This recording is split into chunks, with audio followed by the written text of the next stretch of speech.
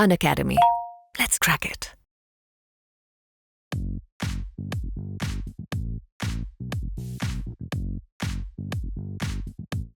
Good evening, sir. Hmm.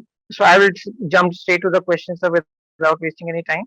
Uh, Basically, the problem that I am facing is with the word managing the word limit of the questions. I'm trying to basically train myself to finish a 15 marker in 11 minutes and a 10 marker in 7 minutes. But while doing so, what I have been observing when I'm attempting the full length paper is that, let's say there are 10 questions of 15 markers, then I'm able to write only 200 words around in 4 5 questions. So is a red flag? Like, I have to improve there. I have to increase my writing speed and basically the content. And extending this question further, sir.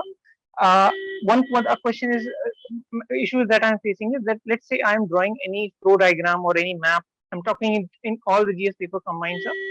So when I'm doing these things, then automatically, basically, this impacts my word limit. Again, that's the concern that I'm facing.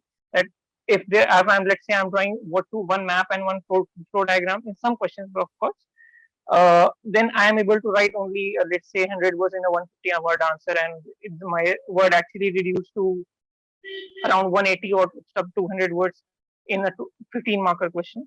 So again, is this a issue of worry there, or is it fine? That's I would like to know. Okay. I'll answer the specific question first and then answer the larger question that you're facing. With respect to your specific question, in terms of when you use a map or a table or a flowchart, it eats into the actual word limit of your answer. Now, if you look at it rather differently, a flowchart or a hierarchy diagram or a hub spoke diagram or a map is to convey a piece of information which is related to the question. The underlying directions from UPSC are that you are more than welcome to use any diagrammatic representations as long as they are relevant to the question that is being asked. Okay, that's the most important one. Now, what happens is, and which is where a lot of students often go wrong, is when they make a diagram or a map, they explain the diagram or the map in the written words as well, which is a practice that should not be done.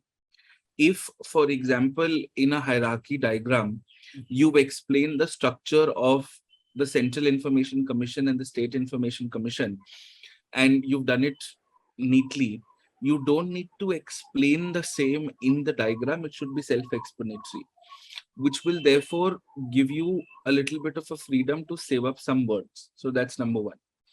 Number two, uh, the diagrams, in fact, the words of the diagrams or word limits generally are not really counted by the examiners.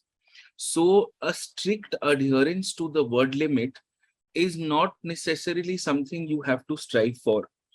For example, if you're supposed to write about 200 words and you have adequately conveyed uh, the question in 160, 170 words, that is more than enough. When you're writing more than 200 words, you are only putting yourself at a disadvantage in the sense that you will have lesser time to finish other questions, and you might end up skipping a question or two, which is a little bit of which is in fact disastrous as far as your mains exam overall is concerned. So one, don't explain the diagrams or the maps. Two, keep the diagrams or the maps not more than 25 to 30% of your entire answer writing space.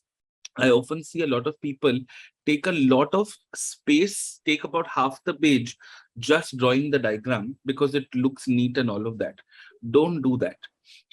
Thirdly, you are allowed to use a pencil also when you're drawing a diagram. So in case you think your diagram is getting a little out of proportion, you can always redo it and sort of put it together in the space that has been given to you. Fourthly, don't worry too much about the word limit and adherence to it. If writing lesser words is saving you time to finish the paper, that is a better choice to make than sticking to the word limit and not finishing the paper.